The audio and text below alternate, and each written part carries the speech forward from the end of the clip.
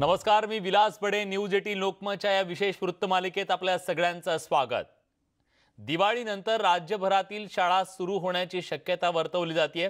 शालेय शिक्षण मंत्री वर्षा गायकवाड यांनी या संबंधीचे संकेत दिलेत. 23 तारखेपासून शाळा सुरू करण्यासंबंधी मुख्यमंत्री उद्धव ठाकरेंना विनंती करण्यात आली आहे. लवकरच या संबंधीचा निर्णय घेतला जाण्याची शक्यता आहे. मात्र हा निर्णय 9वी ते 12वी पर्यंतच्या विद्यार्थ्यांच्यासाठी असेल असं वर्षा गायकवाड यांनी स्पष्ट केलंय. तसंच मे महिन्यात 10वी आणि 12वीच्या परीक्षा घ्याव्यात यासाठी प्रयत्न असणार आहेत. कारण पुन्हा निकाल येण्यास उशीर होईल आणि विद्यार्थ्यांचं पुढच्या वर्षी प्रवेश घेताना नुकसान होईल असंही त्यांनी म्हटलेलं आहे. त्यामुळे विद्यार्थ्यांचं हे नुकसान टाळण्यासाठी भविष्यातल्या सगळ्या गोष्टींचा विचार करता आता दिवाळीच्या नंतर 23 नोव्हेंबरला शाळा सुरू करण्याचा विचार राज्य सरकारकडून केला जातोय आणि या सगळ्याबद्दल आज आपण बोलणार आहोत. विद्यार्थी, पालक, शिक्षक, शाळा, संघटना या सगळ्यांचं याबद्दल नेमकं काय म्हणणं आहे हे आपल्याला जाणून घ्यायचं आहे. पण सुरुवातीला ऐकूयात शालेय शिक्षण मंत्र्यांनी या संदर्भात नेमकं काय सूतवाच केलं.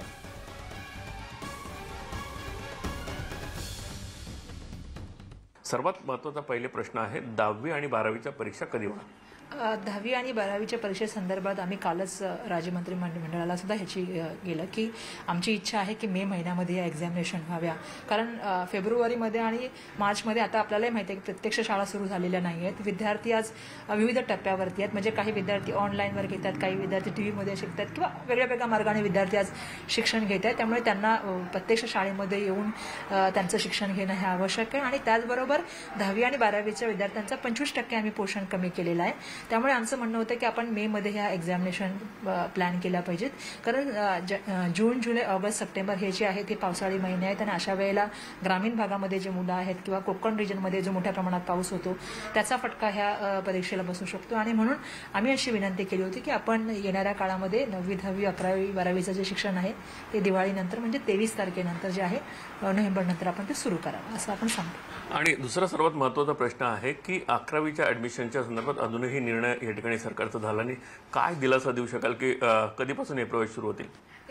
आपल्यालाही माहिती आहे की काल आमच्या संध्याकाळी राज्य मंत्रिमंडळाच्या बैठकीनंतर माननीय मुख्यमंत्री महोदय, माननीय अशोक चव्हाण साहेब, सन्माननीय AGG आणि मी स्वतः होते त्या मीटिंगला. आम्ही चर्चा केलेली आहे की 11वीच्या ॲडमिशन संदर्भामध्ये झालेलं ॲडमिशन आहे कारण ती प्रोसेसमध्ये चाललेली होती. कारण आपल्यालाही माहिती आहे की स्मूथली ॲडमिशन आपलं सुरू होतं. एक पहिली लिस्ट आपली 11वीची लागली होती. परंतु मधल्या काळामध्ये माननीय सर्वोच्च न्यायालयाचा इंटरिम रिझल्ट आल्यामुळे आपल्याला निर्णय घ्यावा लागला, प्रोसेसला थांबवावा लागला आणि ती परिस्थिती आम्ही सांगितलेली आहे. त्यामुळे त्यांचं जे आहे ते मुलांना झाले त्यांच्या संदर्भामध्ये आणि बाकीचे मुलं आहेत या सगळ्या संदर्भामध्ये निर्णय आज घेतला जाईल. आणि आमचे प्रयत्न आहेत की आज या संदर्भामधला निर्णय घेतल्यानंतर मी संचालन ऑफिसला विचारलं की आपण प्रोसेस सुरू कधी करू शकतो. त्यांनी मला सांगितलं की आपण 3 दिवसानंतर या संदर्भातल्या ऑनलाईन ॲडमिशनची प्रोसेस सुरू करू शकतो. तशी तयारी पूर्ण झालेली आहे. आज आमचा जर निकाल आला कारण आम्हाला ती फाईल आम्ही मूव्ह करतो. एजंटचा त्याच्यावरती ओपिनियन येईल आणि त्याच्यानंतर एजंटचं ओपिनियन आल्यानंतर माननीय मुख्यमंत्री महोदय या सर्वांची चर्चाही करून मला वाटतं आज संध्याकाळपर्यंत त्याचा निर्णय व्हावा असे आमचे प्रयत्न चालू आहेत. नक्कीच 11वीचा प्रवेश जो आहे तो आज एजंटचं ओपिनियन आल्यानंतर या ठिकाणी लवकरात लवकर सुरू होईल असं वर्षा गायकवाड यांनी या ठिकाणी सांगितलं आहे. Video journalist Vinayak Prafulla Salunkhe, news 18 Lokmat, Mumbai. राज्यातल्या लाखो विद्यार्थ्यांच्या दृष्टीनं अत्यंत महत्त्वाचा हा निर्णय आहे आणि याचा परिणाम विद्यार्थी, पालक, शाळा, संघटना या सगळ्यांवरती होणार आहे. आणि त्याचमुळे खरं तर या सगळ्याबद्दल हे सगळेजण तयार आहेत का, हा निर्णय घेणं किती महत्त्वाचं होतं, याच्या पुढच्या अडचणी नेमक्या काय आहेत, कशा त्यातून मार्ग काढायचा, या सगळ्याच्या अनुषंगानं आपण चर्चा करणार आहोत. आपल्यासोबत या चर्चेत सहभागी होण्यासाठी मुंबई मुख्याध्यापक संघटनेचे सचिव प्रशांत रेड्डीज आपल्यासोबत जोडले गेलेले आहेत. प्रशांतजी, स्वागत आहे तुमचं न्यूज 18 लोकमतमध्ये. मुंबई शिक्षक संघटनेचे कार्यवाह शिवनाथ दराडे हे सुद्धा आपल्यासोबत जोडले गेलेले आहेत. दराडेजी, स्वागत आहे तुमचंही. आणि सुभाष मोरे जे मुंबई शिक्षक भारतीचे कार्याध्यक्ष आहेत महाराष्ट्र राज्याचे. सुभाषजी, तुमचं सुद्धा स्वागत. सुरुवातीला प्रशांतजींकडे जातोय. प्रशांतजी, आज शिक्षण विभागाकडून जो निर्णय घेतला जाऊ शकतो त्याचा सूतोवाच झालेला आहे की दिवाळीच्या नंतर शाळेचं गेट उघडायचं. या निर्णयाकडे तुम्ही कसं पाहता? तुम्ही या निर्णयाबद्दल सकारात्मक आहात का?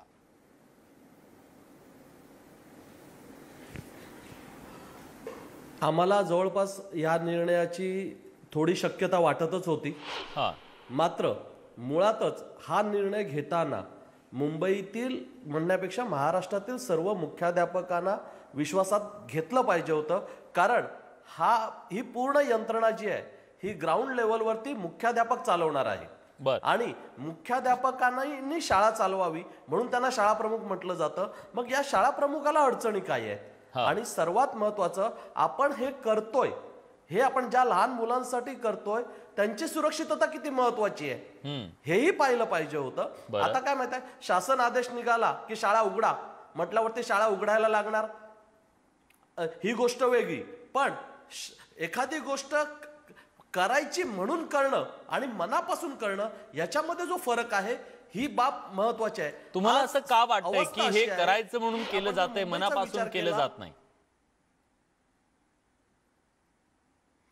सरळ आहे ना, कारण का पहिली गोष्ट म्हणजे जे ग्राउंड लेवलवरती काम करणारे मुख्याध्यापक आहेत यांच्याशी कोणत्याही प्रकारची चर्चा नाहीये. बरं, जर त्यांच्याशी चर्चा नाही, त्यांच्या अडचणीच तुम्ही समजून घेणार नाहीयेत आणि भविष्यात आता जर आपण आंध्र प्रदेश किंवा इतर ठिकाणची उदाहरणं पाहिली आणि अशा जर समस्या घडल्या तर त्या मुख्याध्यापकांनी फेस कशा करायच्या आहेत? कारण शेवटी प्रत्यक्षात शासनाचा व्यक्ती म्हणून किंवा शासनाचा प्रतिनिधी म्हणून तिथे मुख्याध्यापक काम करणार आहेत, त्याबरोबरच शिक्षक काम करणार आहेत. आणि सगळ्यात महत्वाचं, यांच्या कामावरती पालकांचा विश्वास असेल तर विद्यार्थी येणार आहेत. जरी तुम्ही जबरदस्तीने शिक्षकांना आणि मुख्याध्यापकांना शाळेत बोलू शकता किंवा शिक्षकेतर कर्मचाऱ्यांना बोलू शकतात, पालक विद्यार्थी पाठवतील की नाही ही सर्वात महत्वाची बाब आहे. तुमच्या संघटनेला बोलवलं गेलं नाहीये?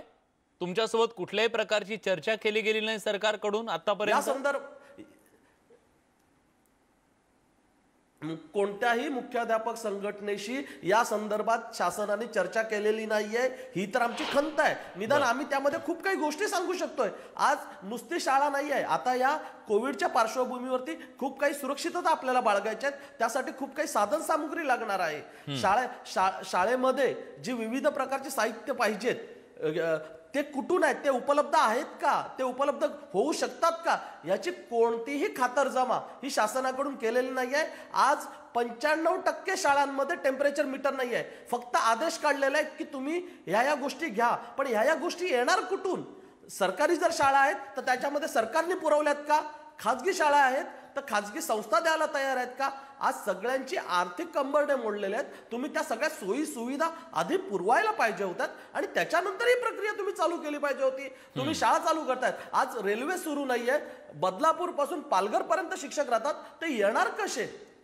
आणि महत्वाचं म्हणजे विद्यार्थी आल्यानंतर या विद्यार्थ्यांकडे लक्ष ठेवण्यासाठी आपल्याकडे शिक्षक आणि शिक्षकेतर कर्मचाऱ्यांची कुमक पाहिजे. जर त्यांच्यासाठी तुम्ही ट्रेन उघडू शकत नाहीयेत, साधनं उपलब्ध करून देऊ शकत नाहीयेत आणि तुम्ही शाळा चालू करायचं म्हणतात, हे फार मोठं त्रासदायक आहे. आणि उघडल्यानंतर जर भविष्यात आता जशी दुसरी लाट येते तशा प्रकारची जर कोणती लाट महाराष्ट्रात आली आणि मुळात आता हिवाळा आहे आणि अशा वेळी जर विद्यार्थी करोनाग्रस्त झाले तर त्याचा फार मोठं नुकसान जे आहे हे राज्य सरकारला काय शेवटी ते प्रमुख आहात म्हटल्यावरती त्यांना ते सोसावं लागेल. म्हणून आमची अजूनही म्हणणं आहे की तुम्ही योग्य प्रकारे चर्चा करून योग्य सोयी सुविधा शाळांमध्ये पुरून नंतरच याबाबत निर्णय घ्या. ठीक आहे. शिवनाथजी, तुमचं काय म्हणणं आहे? नमस्कार, मी शिवनाथ दराडे, महाराष्ट्र राज्य शिक्षक परिषदेचा कार्यवाह. आज आपल्या समोर मी या ठिकाणी काळ्या कपड्यांमध्ये बसलेलो आहे आणि पाठीमागे एक जो बोर्ड लावलाय त्याचं कारणच हे आहे की शासनाची सतत गोंधळात टाकणारी परिपत्रकं आणि गोंधळात टाकणारी वक्तव्य, त्यामुळे आज मुंबईमध्ये 500 पेक्षा अधिक शिक्षक घरी बसून काळ्या फिती लावून काळे मास्क घालून आंदोलन करत आहेत. आपल्याला कशासाठी? आता सरकार जर या संदर्भात शाळा सुरू करण्याच्या संदर्भात पावलं टाकत असेल तर तुमची त्या भूमिकेला तुमचा विरोध आहे? तुमचं असं म्हणणं आहे शाळा सुरू केल्या जाऊ नयेत म्हणून? प्रथम मी आपल्याला सांगू इच्छितो की आम्ही जे म्हणतोय ते शासन ऐकतच नाहीये. मागच्या 6 दिवसामध्ये 3 पत्र दिली मी स्वतः शासनाला. काय म्हणताय तुमचं म्हणणं काय? वेगवेगळे तुम्ही जे आमचं म्हणणं हे आहे की शाळा सुरू करण्याची परिस्थिती नाहीये. काल दिवाळीच्या सुट्टीचा जो GR काढला त्याच्यामध्ये दिवाळीची सुट्टी तुम्हाला 5 दिवसात मिळेल असा GR काढला आणि आज सकाळी पत्र आलं शाळेमध्ये की आपल्याला या 12 नोव्हेंबर ते 14 नोव्हेंबर पर्यंत आणि 15 नोव्हेंबरला त्याचा अहवाल सबमिट करून बाल दिनाचा सप्ताह तुम्हाला साजरा करायचा आहे. काल दुपारी एक पत्र आलं, आज सकाळी दुसरं पत्र आलं. काल सांगितलं 5 दिवसाची सुट्टी आम्ही दिवाळीची दिली आहे, आज आलं की त्या दिवाळीच्या सुट्टीमध्ये तुम्हाला बाल दिनाचे सप्ताह साजरे करायचे. हे काय प्रकार आहे? त्याच्या अगोदर 2 दिवस पत्र आलं की 50% उपस्थिती आहे, रोज 50% शिक्षकांनी शाळेमध्ये यायचं. रोज स्टेटमेंट बदलतात, रोज परिपत्रक बदलतात आणि सगळी परिपत्रक संदिग्ध येतात. त्याचा निषेध म्हणून आज आम्ही या ठिकाणी आंदोलन करत आहोत. सर्व मुंबईमध्ये शिक्षक काळे मास्क घातलेले आणि काळ्या फिती लावलेल्या. प्रश्न आहे शाळा सुरू करण्याच्या संदर्भात. आज पुन्हा वेगळं स्टेटमेंट आलं मंत्रीजींचं.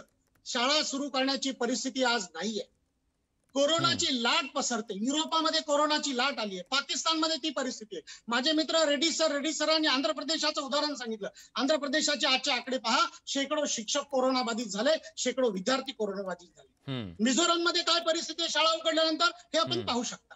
म्हणजे शाळा उघडण्यासाठी योग्य परिस्थिती जर झाली, आम्ही शाळेत जायला तयार आहे, आम्ही विद्यार्थ्यांना शिकवायला उत्सुक आहोत, पण योग्य परिस्थिती झाली तर पाहिजे ना. योग्य परिस्थितीचा जायजा आपण घेतला का? नाही घेतला. आपण 10वीची फेर परीक्षा आजपर्यंत घेऊ शकलो का? नाही घेऊ शकलो. कारण तुम्हाला माहितीये की योग्य परिस्थिती अजून आलेली नाहीये, म्हणून तुम्ही आजपर्यंत 10वीची फेर परीक्षा घेऊ शकला नाही. मग 9वी 10वीचे वर्ग सुरू करण्यासाठी आपण कसे तयार झालात? किंवा अशा प्रकारचं वक्तव्य जे आलेलं आहे ते पूर्णपणे ढोबळ मानाने केलं असावं असा आमचा अंदाज आहे. महोदय, मी आपल्याला सांगतो की काल आणि परवा 2 दिवस मुंबईतल्या 12 ते 15 सरकारी शाळांना मी स्वतः भेटी दिलेल्या आहे. त्या ठिकाणी शाळा स्वच्छता आहे का, तापमापी आहे का, सॅनिटायझेशन झालंय का, याचे फोटो मी माझ्या कॅमेऱ्यामध्ये 50 ते 60 फोटो काढलेले. पाहिजे तर आपण या ठिकाणी मी या चॅनलवर सुद्धा ते दाखवू शकतो. कुठेही शाळा सॅनिटाईज झालेली नाही. हात धुण्याची सुद्धा व्यवस्था नाहीये. 5-5, 7-7 माळ्याच्या शाळा 2 शिपाई आणि एक फिनाईलची 1 लिटरची बाटली स्वच्छ करू शकते काय, हा माझा प्रश्न आहे. आम्ही सांगितलं शिक्षण मंत्र्यांना फंड द्या.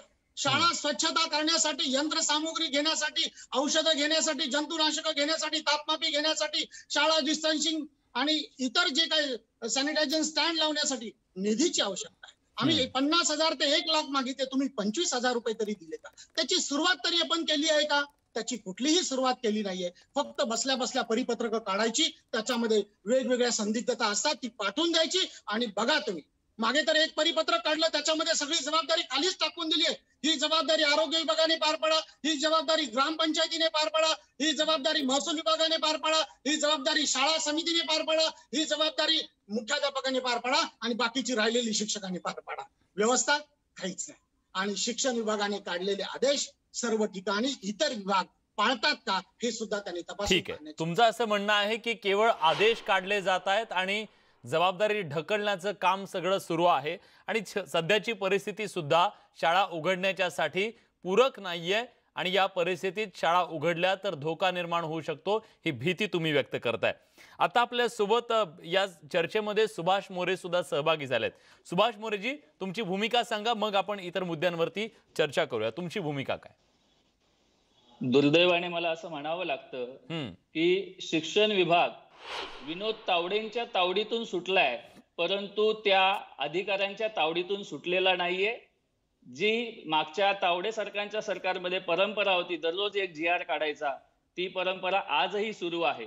आज राज्यभर शिक्षक भारतीच्या वतीने 5 दिवसाची सुट्टी आणि 50% उपस्थितीच्या GR ची होळी करण्यात आलेली आहे. या होळी करण्यात आल्यानंतर आज आमदार कपिल पाटील यांच्यासोबत शिक्षण मंत्र्यांची आत्ताच चर्चा झाली आणि त्यांनी 5 दिवसाच्या सुट्टीचा GR मागे घेतला. त्याबद्दल मी त्यांचं अभिनंदन करतो आणि त्यांनी 20 तारखेपर्यंत संपूर्ण महाराष्ट्रातील शिक्षकांना सुट्टी दिलेली आहे. ही माहिती या चॅनलच्या वतीने मी माझ्या शिक्षक बंधू भगिनींना देतो. खूप महत्त्वाची माहिती दिलेली आहे. खरं तर आता मी पुन्हा एकदा सगळ्यांना सांगू इच्छितो की ज्या शिक्षकांना 5 दिवसांची सुट्टी देण्यात आलेली होती ती सुट्टी आता वाढवण्यात आलेली आहे. राज्याच्या शिक्षण मंत्र्यांनी याच्या संदर्भातला एक निर्णय घेतलेला आहे आणि त्या निर्णयानुसार 20 तारखेपर्यंत ही सुट्टी वाढवण्यात आलेली आहे. राज्यातल्या सर्व शिक्षकांनी मागणी केलेली होती, त्यामुळे आता ती मागणी मान्य करत कपिल पाटील जे शिक्षक भारतीचे आमदार आहेत त्यांनी ही मागणी केली होती आणि ती मागणी मान्य करत आज एक मोठा निर्णय घेतलेला आहे। न्यूज 18 लोकमतच्या माध्यमातून राज्यातल्या तमाम शिक्षकांपर्यंत ही बातमी पोहोचवण्याचा आम्ही नक्की प्रयत्न करतोय। पुन्हा एकदा सांगा, काय नेमका निर्णय घेतलेला आहे आज राज्य सरकारनं? सगळ्या शिक्षकांसाठी, विद्यार्थ्यांसाठी महत्त्वाची बातमी आहे। आज कपिल पाटील सरांनी शिक्षण मंत्र्यांची भेट घेतली। शिक्षक भारतीने राज्यभर जे होळी आंदोलन केलं त्या चर्चेच्या भूमिकेवर शिक्षण मंत्र्यांनी जाहीर केलं की राज्यातील सर्व शिक्षकांना उद्यापासून 20 तारखेपर्यंत सुट्टी असेल, कारण की 76 सुट्ट्यांपेक्षा जास्त सुट्ट्या होऊ नये ही शाळा संहितेमध्ये अट दिली आहे आणि ती अट पाळली जात नव्हती। 5च दिवसाची सुट्टी दिली जात होती। यावर शिक्षक भारतीने आमदार कपिल पाटील यांच्या नेतृत्वाखाली जे आंदोलन केलं त्याचा यश म्हणून राज्यातील सर्व शिक्षकांना 20 तारखेपर्यंत सुट्टी दिलेली आहे। शाळा सुरू करणार का या विषयावर मला असं सांगायचं आहे की शासनाने GR काढलेला आहे की जिल्हाधिकारी हे शाळा व्यवस्थापन समितीचे अध्यक्ष असतील। तर मला हे विचारायचं आहे की या शाळा व्यवस्थापन समितीच्या जिल्हाधिकारी हे आपत्ती व्यवस्थापन समितीचे अध्यक्ष असतील आणि या आपत्ती व्यवस्थापन समितीच्या अध्यक्षांनी डिक्लेअर केलंय का शाळा सुरू करणे आरोग्याला हितकारक आहे का? दुसरं, शासनाने ही संपूर्ण जबाबदारी शाळा व्यवस्थापन समितीवर टाकलेली आहे, हे अत्यंत चूक आहे। शासनाने जाहीर करावं की कोणत्या विभागात शाळा सुरू करणं आवश्यक आहे। शाळा सुरू करत असताना सॅनिटायझेशन करणं, अंतराचं डिस्टन्सिंग पाळणं, थर्मल स्कॅनिंग करणं, दर 2-3 तासांनी निर्जंतुकीकरण करणं, या सर्वांसाठी जो लागणारा खर्च आहे त्या खर्चासाठी आम्ही 25,000ची किमान आणि मोठ्या शाळांसाठी 1 लाख रुपयाची मागणी शासनाकडे केलेली आहे। असं आर्थिक पॅकेज आजपर्यंत कोणतंही झालेलं नाहीये। शिक्षकेतर बांधवांना ट्रेन मधून प्रवास करण्याची सुविधा नाहीये। कर्जत, बदलापूर आणि दूरवरून हे प्रवास करून येतात, त्यांना सर्वप्रथम ट्रेन मधून सुरू होण्यासाठी परवानगी दिली पाहिजे। पालकांचं कन्सेंट लेखी घेतल्याशिवाय शाळा सुरू करायच्या नाहीयेत। 23 तारखेला तुम्ही शाळा सुरू करा म्हणता, तर पालकांचं लेखी कन्सेंट घेतलंय का? किती शाळांनी घेतलंय? असा कोणताही डाटा जमा न करता केवळ घोषणा करू नये अशी विनंती मी माननीय शिक्षण मंत्र्यांना करतो की सर्व ग्राउंडवरची स्थिती समजावून घेतली पाहिजे। अधिकारी चुकीच्या पद्धतीने शिक्षण मंत्र्यांना सांगतात आणि अधिकाऱ्यांच्या तावडीतून शिक्षण विभागाला सोडवलं पाहिजे अशी मागणी मी या वतीने करतो। निश्चितच आता तुमच्या तिघांची ही मतं जर बघितली आणि त्याचा लसावी काढला तर तुम्ही सगळेजण असं म्हणताय की सध्याची परिस्थिती पाहता, सरकारची तयारी पाहता आता शाळा उघडणं, शाळा सुरू करणं हे योग्य ठरणार नाहीये। पण यातून सुद्धा आणखी काही प्रश्न निर्माण होणार आहेत। त्या प्रश्नांची उत्तरं काय आहेत त्याच्याबद्दल सुद्धा चर्चा करूया। एक छोटासा ब्रेक घेतोय, ब्रेक नंतर ही चर्चा अशीच सुरू राहील। कुठे जाऊ नका, पहा फक्त न्यूज 18 लोकमत।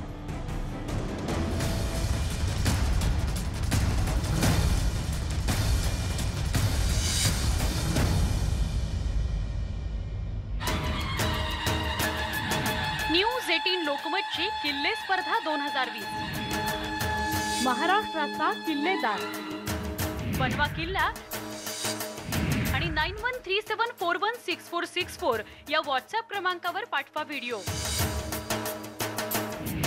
7 नोव्हेंबर पासून ते 13 नोव्हेंबर पर्यंत व्हिडिओ पाठवू शकता। परीक्षक निवडणार उत्तम किल्ले, विजेत्यांना मिळणार बक्षीस। लवकर स्पर्धेत सहभागी व्हा। ब्रेक नंतर तुमचं पुन्हा एकदा स्वागत। न्यूज 18 लोकमतवर आपण चर्चा करतोय शाळा उघडण्याच्या संदर्भात जो सुतवाच करण्यात आलेला आहे राज्य सरकारकडून, त्या संदर्भातले विविध मतं जाणून घेतो आपण। मुख्याध्यापक संघटनांचं काय म्हणणं आहे, शिक्षकांचं काय म्हणणं आहे, पण याच दरम्यान राज्य सरकारनं एक महत्त्वाचा निर्णय घेतल्याचं आत्ताच आपल्याला सांगण्यात आलेला आहे सुभाष मोरे यांच्याकडून की 5 दिवसांच्या सुट्टीचा GR मागे घेण्यात आलेला आहे आणि आता शिक्षकांची सुट्टी ही 20 तारखेपर्यंत वाढवण्यात आलेली आहे। आमदार कपिल पाटील आणि शिक्षण मंत्र्यांमध्ये या संदर्भातली चर्चा झाली आणि विद्यार्थी शिक्षकांसाठी एक मोठा दिलासा देण्यात आलेला आहे। 5 दिवसांच्या सुट्टीचा GR शिक्षकांकडून त्याची होळी करण्यात आली आणि अखेर हा GR मागे घेण्यात आलेला आहे आणि 20 तारखेपर्यंत ही सुट्टी देण्यात आलेली आहे। आपल्या सोबत शिवनाथ दराडे आहेत, प्रशांत रेड्डीज आहेत आणि सुभाष मोरे आहेत। जे शाळांच्या मुद्द्यासंदर्भात आपण त्यांच्यासोबत चर्चा करतोय. मला शिवनाथ दराडे यांना विचारायचं आहे. शिवनाथजी, ठीक आहे, तुम्ही असं म्हणताय की आता जी परिस्थिती आहे, जी तयारी राज्य सरकारची आहे, अशा परिस्थितीत शाळा सुरू करणं हे योग्य ठरणार नाही. मग मुद्दा असा आहे की आता ऑनलाईन शिक्षणाचे अनेक प्रश्न विद्यार्थ्यांच्या पालकांच्या समोर आहेत. दुसऱ्या बाजूला जे शैक्षणिक वर्ष आहे त्याचं नुकसान होण्याची भीती व्यक्त होतीये. त्याचं पुढे काय होणार, परीक्षा कधी होणार, पुढचं वर्ष कधी सुरू होणार, या प्रश्नांची उत्तरं सुद्धा शोधावी लागतील की नाही? बरोबर आहे. अगोदर आपण जो निर्णय सांगितला त्याच्या बाबतीमध्ये लोकांना मला एक खुलासा करू दे. चर्चा वेगळ्या विषयावर सुरू होती, मध्ये अजून एक चांगला विषय आला. चांगली गोष्ट आहे. आदरणीय कपिल पाटील साहेबांचं आंदोलन काल उद्या होणार होतं, ते आजच झालं. खूप चांगली गोष्ट आहे. आणि आमचं आंदोलन आजच होतं आणि आज सुरू आहे. आपण पाठीमागे बोर्ड बघू शकता. आणि शिक्षण मंत्र्यांना आणि त्यांच्या पक्षाला त्यांनी पाठिंबाही दिलेला आहे. तरीही कपिल पाटील साहेबांना आंदोलन करावं लागतं, ही दुर्दैवाची गोष्ट आहे. आणि माननीय शिक्षण मंत्र्यांना भेटून त्यांनी चांगला निर्णय करून घेतला. जर शिक्षण मंत्री आपल्या चर्चेत येऊन त्यांनी जर हा निर्णय सांगितला असता तर सगळ्या शिक्षकांना खूप जास्त आनंद झाला असता. म्हणून माझी त्यांनाही विनंती आहे की आपण पडद्यामागे निर्णय घेऊ नका. आपण शिक्षकांशी बोला, आपण संघटनांशी बोला. ज्या राजकीय पक्षाचे लोक आहे, राजकीय पक्षाच्या लोकांशी तुम्ही बोला, सगळ्यांशी बोलले पाहिजे. परंतु शैक्षणिक प्रश्न ह्या राजकीय दृष्टिकोनातून होऊ देऊ नका, अशी माझी त्यांना विनंती आहे. आणि तसंच सतत होत असल्यामुळे असे प्रश्न बिघडत आहेत. आमच्या मित्रांनी आता सांगितलं की ते शिक्षणाचा विनोद झाला आणि आता असं झालं आणि हे सरकार आल्या शिक्षकांचा पगार हा त्यांच्या कामानुसार ठरेल असा निर्णय घेतला गेला. असे कितीतरी निर्णय. आता त्याचा उहापोह केला तर चर्चेला स्वरूप वेगळं होईल, चर्चा दुसरीकडे जाईल. ती मला होऊ द्यायची नाही. आपण जो प्रश्न घेतला तो अत्यंत महत्वाचा आहे, त्याच्यावर मला बोलायचं आहे. म्हणून आज संध्याकाळी 7 वाजेपर्यंत हे आंदोलन सुरूच राहणार आहे. शिक्षण मंत्र्यांनी GR पाठवा, शिक्षण मंत्र्यांनी स्वतः स्टेटमेंट द्यावं, तेव्हा त्याच्यावर आम्ही विश्वास ठेवणार आहे. अशा बऱ्याच वेळेला वेगवेगळी स्टेटमेंट येतात आणि त्याच्यावर आम्ही विश्वास ठेवत नाही. या शाळा सुरू करण्याचा जो विषय आहे तो खूप जबाबदारीने घेतला पाहिजे. मगाशीच थोड्या वेळापूर्वी काही मेडिकल क्षेत्रातले तज्ञ अन्य एका ठिकाणी माध्यमामध्ये बोलत होते की ही योग्य वेळ नाही. थंडीमध्ये कोरोनाचा प्रादुर्भाव वाढू शकतो, थंडीमध्ये श्वसनाचे रोग वाढू शकतात, म्हणून फटाक्यावर सुद्धा आपण बंदी घालत आहोत. चांगली गोष्ट आहे, निर्णय चांगला आहे, त्यांना मी धन्यवाद देतो आरोग्यमंत्र्यांना. पण आपण त्यांचं काही ऐकणार आहोत की नाही? त्यांनी जे स्टेटमेंट केले ते कशासाठी केले? आरोग्यासाठीच केले ना. आणि मग आपण आरोग्याची काळजी घेऊन हे पुढे विषय नेले पाहिजे. आपल्याकडे अजून थंडी पडली नाहीये, थंडी पडायला सुरुवात होते, थंडीची चाहूल झालीये. मला वाटतं महिनाभर बघूया ना थंडीमध्ये काय परिणाम होतोय, कोरोना वाढतोय की कमी होतोय. थंडीचा महिनाभर जाऊ द्या, विषाची परीक्षा पाहू नये असं मला वाटतं. युरोपामध्ये जर थंडीमुळे जर कोरोना वाढतोय आणि दुसरी लाट येते की काय अशी चिन्ह जर निर्माण झाली आहे तर आपण थंडी थोडीशी वाट पाहिली पाहिजे आणि नोव्हेंबरमध्ये याचा कुठल्याही प्रकारचा प्रयत्न केला नाही पाहिजे, अशी माझी त्यांना विनंती आहे. पुढील सत्राच्या विषयी आपण प्रश्न उपस्थित केला. खरं तर बऱ्याच वेळा 10वीचा आणि 12वीचा अभ्यासक्रम आम्ही फेब्रुवारीमध्ये संपवतो, कारण मार्च मध्ये परीक्षा सुरू होतात 10वीच्या, फेब्रुवारीच्या 20 फेब्रुवारी 12वीच्या 20 फेब्रुवारी पर्यंत सुरू होतात. त्यामुळे अजून पुढे 2 महिने परीक्षा जाईल. फेब्रुवारीमध्ये आम्हाला शिकवावं लागेल, मार्च मध्ये शिकवावं लागेल, आम्ही एप्रिल मध्ये शिकू, मे मध्ये परीक्षा होईल. शिक्षण मंत्र्यांनी असं जे सांगितलंय त्याच्यामध्ये काही वावगं नाही. मी अभिनंदन करतो, त्यांची या बाबतीमध्ये सोच चांगली होती. या बाबतीमध्ये त्यांचा जो पुढचं पाऊल आहे ते बरं वाटतंय. पण सगळ्याच बाबतीत नाहीये. या बाबतीत बरं वाटतंय. आम्ही शिकवू, आम्ही मे मध्ये सुद्धा येऊ. आमच्यावर हे सुट्टी सुट्टी सुट्टी हा शिक्का लावून शिक्षक फक्त सुट्या मागतात असा जर कोणी कलंक लावत असेल आणि असाच कोणी डाग लावत असेल तर ते ठीक आहे. म्हणजे तुमची तयारी आहे की उन्हाळ्यातले जी सुट्ट्या असतात त्या सुट्ट्या न घेता सुद्धा आम्ही शिकवायला तयार आहोत. पण आता 1 महिना थोडं वाट बघा, काय परिस्थिती होते ती परिस्थिती पाहिल्यानंतर निर्णय घ्या, असं तुमचं म्हणणं आहे. आता आपल्या सोबत उपक्रमशील शिक्षक, मार्गदर्शक आणि लेखक संजय शिंदे फोनवरून जोडले गेलेले आहेत. शिंदे सर, स्वागत आहे तुमचं न्यूज 18 लोकमतच्या या कार्यक्रमात. तुमची भूमिका काय नेमकी? आता नोव्हेंबरमध्ये शाळा सुरू करण्याचा निर्णय कदाचित सरकारकडून घेतला जाऊ शकतो, त्याच्याबद्दलचं सुतोवाच झालेला आहे. काय नेमक्या समस्या आज शिक्षकांच्या समोर भेडसावत आहेत? उद्या शाळा सुरू झाल्यानंतर कुठल्या गोष्टींची तयारी करणं गरजेचं आहे आणि ती तयारी झाली आहे का?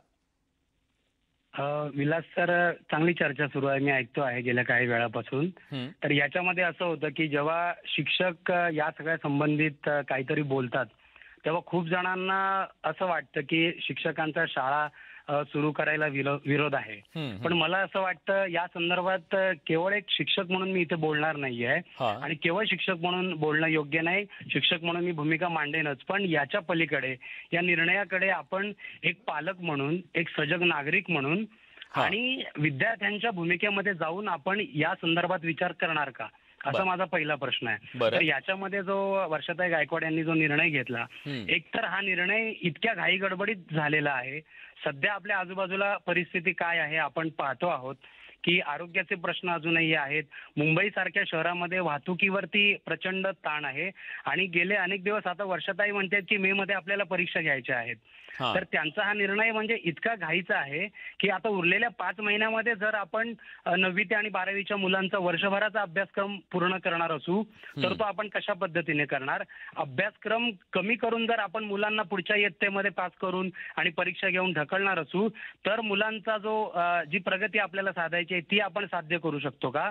आणि पुन्हा यावर्षी 9वी ते 12वीचे वर्ग करून पुन्हा पुढच्या वर्षी हे वर्ग रिकामी राहणार आहेत. म्हणजे हा जो अट्टहास आपण करतोय आणि जेव्हा प्रश्न असा होतो की जेव्हा 9वी ते 12वीची शाळा आपण सुरू करतो तेव्हा प्रश्न हा निर्माण होतो की जेव्हा शाळा सुरू होते तेव्हा फक्त विद्यार्थी शाळेमध्ये येत नाही, त्यांच्यासोबत त्यांचे पालक असतील, तो ताण पुन्हा वाहतूक व्यवस्थेवरती होतो. आणि मला असं म्हणायचंय की आपल्याला शिक्षण जास्त महत्वाचं आहे की नव्या पिढीचं आयुष्य जास्त महत्वाचं आहे, याचा काहीतरी आपण एक सोक्षमोक्ष आणि व्यवस्थितपणे विचार केला पाहिजे आणि त्याच्यावरून निर्णय घेतला पाहिजे. पुढे असं आहे की हा जो प्रश्न आहे शाळा सुरू करण्याचा, हा ग्रामीण भागामध्ये आणि शहरी भागामध्ये पूर्णपणे वेगळ्या पद्धतीने निर्णय घेण्याची गरज आहे. कारण शहरी भागामधलं वातावरण वेगळं आहे आणि ग्रामीण भागामधलं वातावरण वेगळं आहे आणि दोन्ही ठिकाणी जर आपण एकच निर्णय घेणार असू तर ते पुन्हा मुलांच्या विकासाच्या दृष्टीने फार धोकादायक असेल. त्यामुळे आता गेले अनेक दिवस आपण ऑनलाईन शिक्षणाचा जो अत्यंत यशस्वी प्रयोग करतो आहोत, मला वाटतं त्याच प्रयोगाकडे शिक्षण मंत्र्यांनी पुन्हा एकदा व्यवस्थितपणे पाहिलं पाहिजे. त्याचं जर प्रमाण आणि त्याची वेळ जर आपल्याला वाढवता आली, जे ऑनलाईन शिक्षण आपण इतके दिवस मुलांना देतो आहोत त्याचं मूल्यमापन जर आपण इथून पुढे केलं, दूरदर्शन आणि इतर माध्यमातून जर आपण ऑनलाईन शिक्षण वाढवलं तर मला वाटतं त्याचा प्रभाव खूप चांगला होईल. त्याचा प्रभाव चांगला होईल. पण शिंदे सर, मला त्याच्यातले काही महत्वाचे मुद्दे तुम्हाला विचारायचे ते म्हणजे ज्यांच्यापर्यंत ऑनलाईन शिक्षण आहे त्यांना काहीतरी मिळतंय, पण ज्यांच्यापर्यंत कुठलंच ऑनलाईनचं साधनच पोहोचलं नाही ते आजही शिक्षणाच्या बाहेर आहेत आणि कदाचित ते शाळेपासून दूर जातील अशी भीती सुद्धा व्यक्त होतीये. वाड्या वस्त्यावरच्या त्या पोरांचा विचार सुद्धा आपल्याला करायला हवा. विचार त्याचा सरकार करतंय का, शिक्षक करतायत का, संघटना करतायत का? चर्चा करूया ब्रेकच्या नंतर. कुठे जाऊ नका, पहा फक्त न्यूज 18 लोक.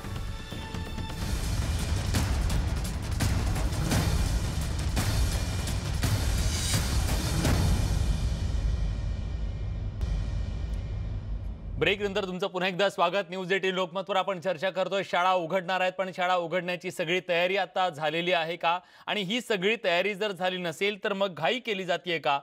आणि जर आता शाळा उघडल्या नसतील तर मग विद्यार्थ्यांच्या भविष्याचं नेमकं काय आहे, असे अनेक प्रश्न आहेत.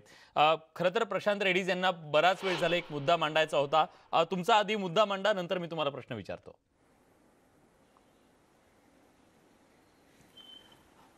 तुम्ही जे म्हणालात की या शैक्षणिक क्षेत्रात महत्त्वाचं, आता शिंदे सरांनी ती गोष्ट क्लिअर केली की आपल्याला अभ्यासक्रम महत्त्वाचा आहे, शिक्षण महत्त्वाचं आहे की विद्यार्थ्याचा जीव महत्त्वाचा आहे, याचा पहिला विचार केला पाहिजे. आणि अर्थातच विद्यार्थ्याचा जीव हा महत्त्वाचा आहे.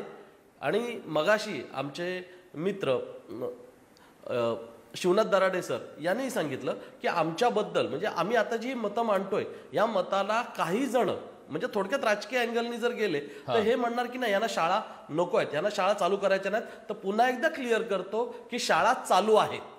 मुख्याध्यापक, शिक्षकेतर कर्मचारी आणि काही शिक्षक आजही शाळेत जात आहेत. शाळेत जेव्हा त्यांना बोलवलं नव्हतं तेव्हाही गेले होते, तेव्हाही जात होते. म्हणजे ज्यांना जसं जवळ पडतंय ते शाळेत जात आहेत. राहिला प्रश्न ऑनलाईन शिक्षण, हे ऑनलाईन शिक्षण हे दिलं जातंयच, त्याच्याबद्दल म्हणायला नको, कारण का ऑनलाईन शिक्षण होतंय. हा, आता जो महत्त्वाचा मुद्दा आहे की ज्यांना ऑनलाईन शिक्षण पोहोचलं नाही त्या संदर्भात की त्या मुलांचं काय, त्यांना शिक्षण प्रवाहातून बाजूला काढायचं का? तर आमचं म्हणणं जराही नाही.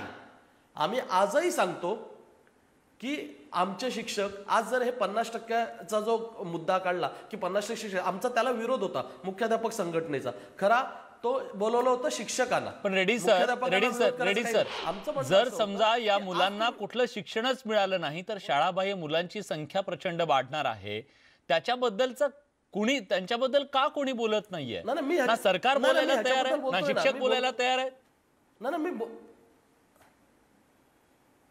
मी बोलतोय ना त्या संदर्भात.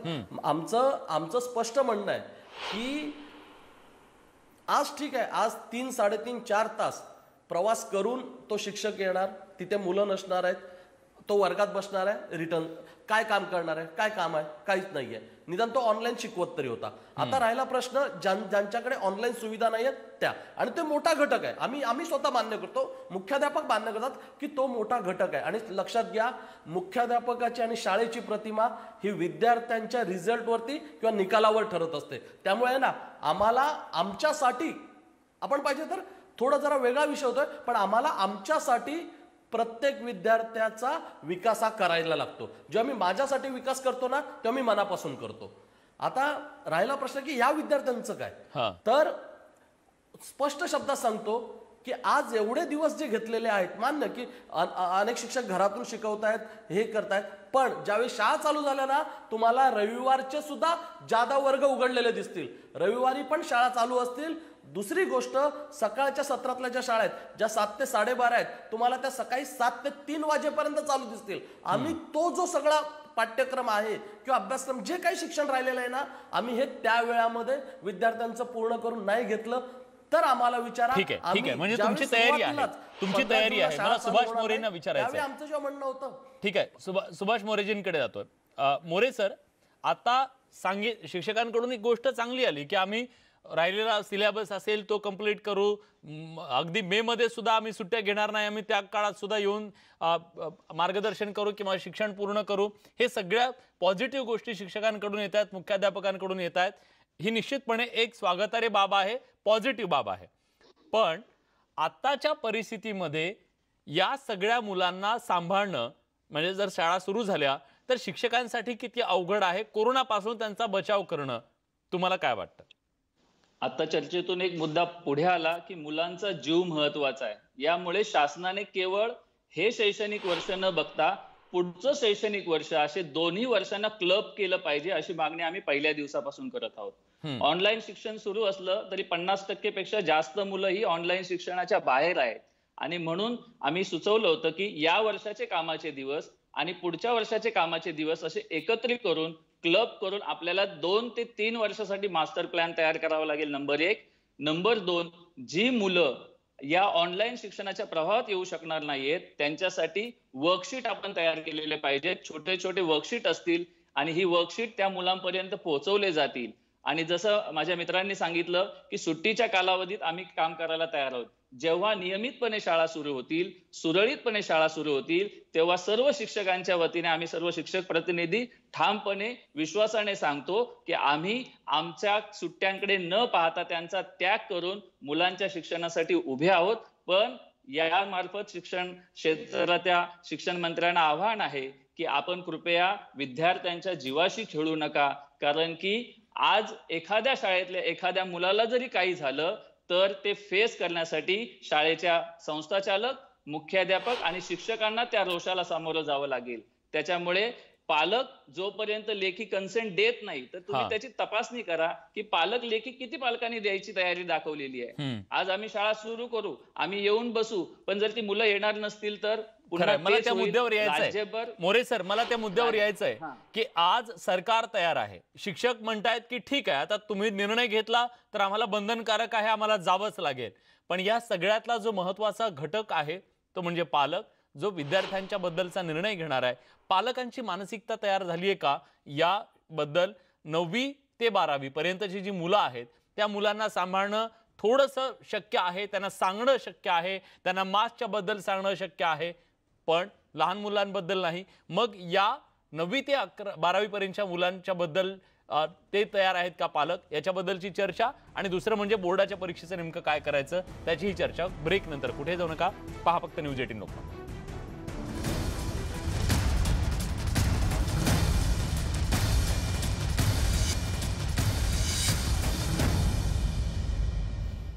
ब्रेक नंतर तुमचं पुन्हा एकदा स्वागत. न्यूज 18 लोकमतवर आपण चर्चा करतोय की शाळा उघडण्याच्या संदर्भात राज्य सरकारकडून सूतोवाच करण्यात आल्याच्या नंतर आता या पुढच्या ज्या समस्या आहेत त्या समस्यांच्या बद्दल सरकार नेमका काय विचार करतंय याची चर्चा आपण करतोय. पण शिवनाथ दराडे यांना मला विचारायचं आहे. शिवनाथजी, शाळा सुरू करण्याच्या संदर्भात जेव्हा हा निर्णय घेतला जातोय तेव्हा एक गोष्ट सांगितली जाते की ज्या 10वी आणि 12वीच्या बोर्डाच्या परीक्षा आहेत त्या परीक्षा नेमक्या घेऊन पुढचं वर्ष सुरू करणं हे एक मोठं आव्हान आहे. जो सिलेबस असतो 10वी 12वीच्या बोर्डाचा, जो ताण असतो विद्यार्थ्यांवरती, तो ताण म्हणजे आता तुम्ही असं म्हणताय की अर्धे तर मुलं असे आहेत ज्यांच्यापर्यंत काहीच पोहोचलेलं नाहीये, अर्ध्यापर्यंत काहीतरी किमान पोहोचलेलं आहे. या सगळ्यातून मार्ग कसा काढायचा? नमस्कार विलासजी, प्रश्न अतिशय नेमका आणि पालकांच्या मनातला प्रश्न आहे. माझे मित्र प्रशांत रेड्डी सर, आदरणीय मोरे सर यांनी विषय मांडला आहे, त्यांच्या पद्धतीने त्यांनी विषय मांडला आहे.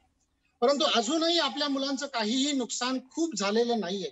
आपण 25% अभ्यासक्रम कमी केलेला आहे. आपण पुढील काळामध्ये सुट्ट्या कमी करणार आहोत. आता दिवाळीची घेणारच आहोत, तो मुद्दा नाहीये, कारण आता मुलंही नाहीये सध्या. जरी आपण डिसेंबरमध्ये जरी शाळा सुरू केली, डिसेंबरमध्ये करावी असं मत नाही. अजून परिस्थिती काय असेल डिसेंबर पर्यंत मी सांगू शकत नाहीये. एक आपण असं धरून चाललो की डिसेंबरमध्ये परिस्थिती चांगली झाली आणि 5-10 डिसेंबरला समजा शाळा सुरू कराव्या लागल्या, तरीही एप्रिल महिन्याच्या अखेरीपर्यंत आपल्या हातामध्ये 150 दिवस आहे. आपल्याला शाळा किती चालवायची आहे? 200 आणि 220 दिवस. उरलेल्या ज्या 70 दिवसांचा जो अभ्यास आहे किंवा 70 दिवसांचा जो विषय आहे तेवढा तर अभ्यासक्रम आपण कमीच केलेला आहे. 70 दिवसांचा 25% अभ्यासक्रम आणि 150 दिवस अजून हातात आहे शिकवायचे. त्यामुळे मेच्या पहिल्या दुसऱ्या आठवड्यामध्येही आपण ह्या परीक्षा घेऊ शकतो. दोन्ही वर्ष एकत्र करण्याची आवश्यकता नाही. विद्यार्थ्यांना एवढा एकत्र अभ्यास पेलवेल का हे मला माहिती नाहीये. मला तोही मुद्दा विचारायचा होता. अजून मला बोलू द्या, अजून विषय संपला नाही. वेळ खूप कमी आहे सर आपल्याकडे. मला आणखी बाकी गेस्ट करायचं, फक्त 1 मिनिट आहे माझ्याकडे. तसेच इतर जे काही अवांतर तासिका आहे, खेळाच्या असतील, कार्यानुभवाच्या असेल, इतर ऍक्टिव्हिटीच्या असतील, त्या सुद्धा आपल्याला कमी करता येईल आणि उरलेल्या 150 दिवसामध्ये पूर्ण 75% अभ्यास आपल्याला पूर्ण करता येईल. त्यामुळे कोणत्याही विद्यार्थ्याचं नुकसान होणार नाही. ठीक आहे, तुमचा मुद्दा कळला. रेड्डी सर, शेवटची कमेंट. आता शाळा जर सुरू करण्याचा निर्णय घेतला तर तुमची अपेक्षा काय नेमकी? आता जर शाळा सुरू करण्याचा निर्णय जर शासनाने घेतला तर सर्वात महत्त्वाचं म्हणजे त्यांनी सर्व सुविधा या पहिल्या आपल्या शाळांपर्यंत पुरवाव्यात. वैद्यकीय यंत्रणा ही शाळेमध्ये तयार ठेवावी. म्हणजे माझं तर म्हणणं आहे की ॲम्ब्युलन्स तयार ठेवावी आणि सगळ्यात महत्त्वाचं म्हणजे शिक्षकांना येण्या जाण्यासाठी रेल्वेची विशेष सोय करावी. ही महत्त्वाची आहे. नाहीतर शाळा उघडतील पण शिक्षकच जर वेळेवरती उपस्थित राहू शकले नाहीत किंवा त्यांचा प्रवासातच जास्त वेळ गेल्यानंतर तर मग ते विद्यार्थ्यांना शिकवणार काय? आणि राहिला परीक्षा एक फक्त तो थोडा जरा हे होतोय, पण एक सांगतो की पालकांनी शिक्षकांच्या शिक्षणाबद्दल, विद्यार्थ्यांच्या शिक्षणाबद्दल जराही गैरसमज घेऊ नका. 10वीला अभ्यासक्रम तोच असतो जो त्यांनी 1ली ते 9वी पर्यंत अभ्यासलेला असतो. म्हणजे हा अभ्यासक्रम अप्रत्यक्षरित्या 1ली ते 9वी मध्ये शिकवला गेलेला आहे.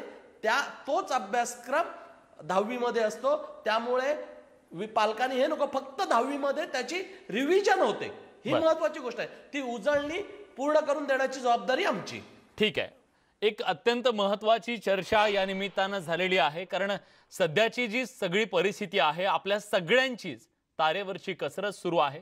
स्वाभाविकपणे जेव्हा आता शाळांच्या संदर्भातला हा निर्णय सरकार घेऊ पाहतंय तेव्हा त्याच्याबद्दलचे अनेक प्रश्न शिक्षक, पालक या सगळ्यांच्या मनात, विद्यार्थ्यांच्या मनात निर्माण होऊ शकतात. आणि या सगळ्या प्रश्नांची नेमकी उकल कशी करायची याच्याबद्दल आपण या सगळ्या मान्यवरांकडून त्यांची मतं जाणून घेतली.